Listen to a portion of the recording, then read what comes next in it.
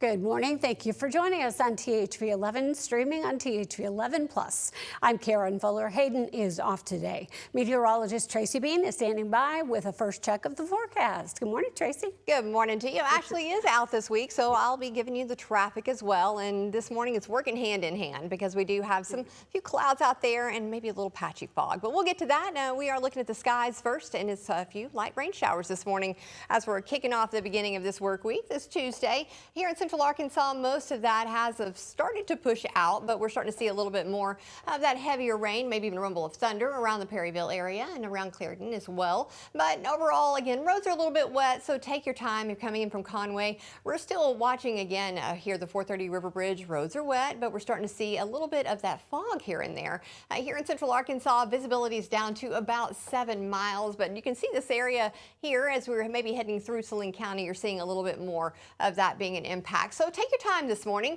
Temperature-wise, we are at 69, and we're going to keep those 60s for most everyone here. And then as we're heading into your afternoon, we're going to see some spotty showers and storms. Most of those are going to be north of this boundary, the stationary front that we've just got laying across the state. Again, most of that will be north. So keep your umbrella handy here in Central and Northern Arkansas, and we'll talk a little bit more about the rest of the week's forecast coming up. This morning, the Trump administration is continuing its push for a new White House ballroom following a shooting near the executive mansion, arguing the attack proves the new installment is needed for national security.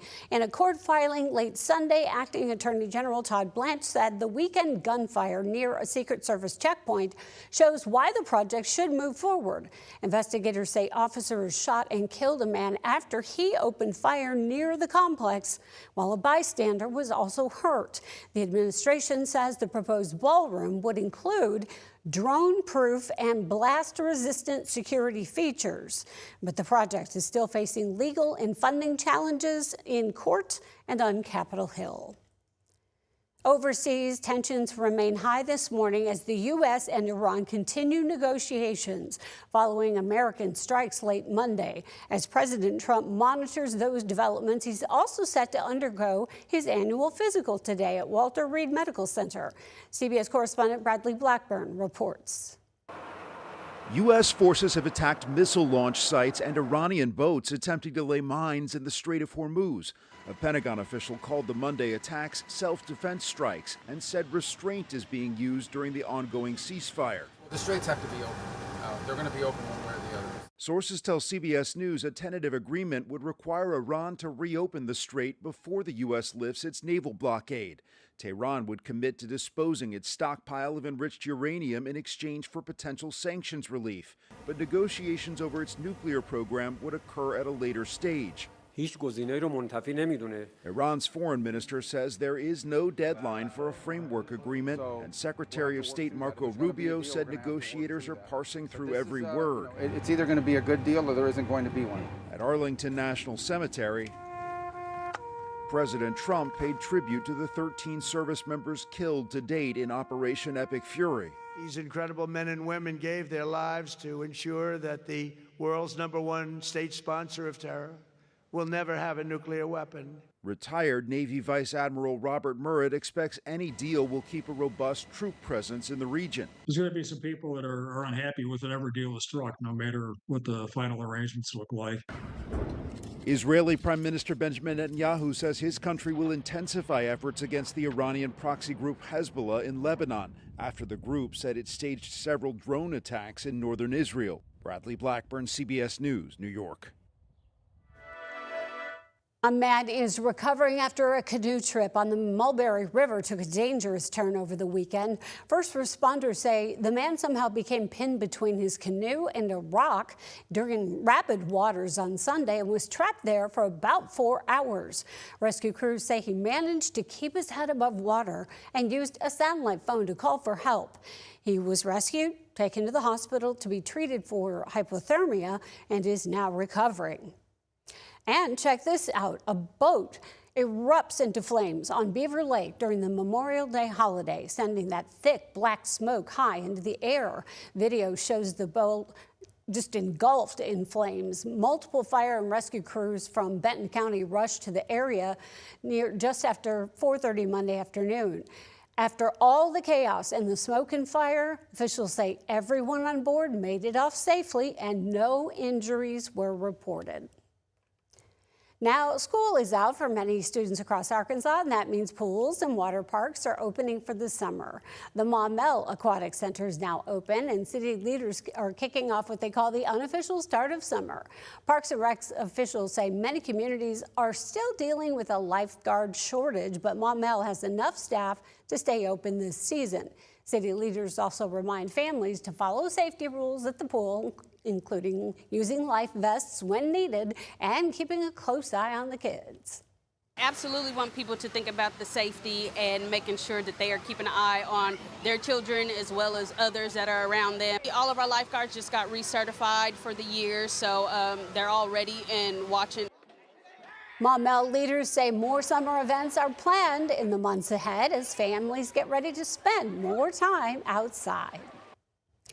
Summer driving can turn deadly for teenagers fast. In fact, the 100 Deadliest Days runs from Memorial Day through Labor Day. That's when fatal crashes involving teen drivers jump during the stretch.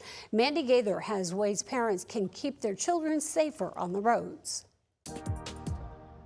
It's never easy turning over the car keys to your child, but this time of year can be especially concerning as the next 100 days are considered the deadliest for teen drivers. That's when teens drive more, they have more free time, and they're often driving in higher risk conditions. Jonathan Asani with Johns Hopkins Bloomberg School of Public Health says any new driver, regardless of age, is more prone to car crashes, but inexperience is just a part of what makes driving riskier for teens. Because their brains are still developing and they have more difficulty calibrating risk, frankly. Teens between the ages of 16 and 19 have a fatal crash rate almost 3 times higher than drivers ages 20 and older per mile driven. While car crashes are a top cause of death among teens year-round, they tend to spike in summer, rising by 30% between Memorial Day and Labor Day. Not using a seatbelt, distracted driving, speeding, substance use, and having teenage or young adult passengers in the car are all factors that also raise a teen's driving risk.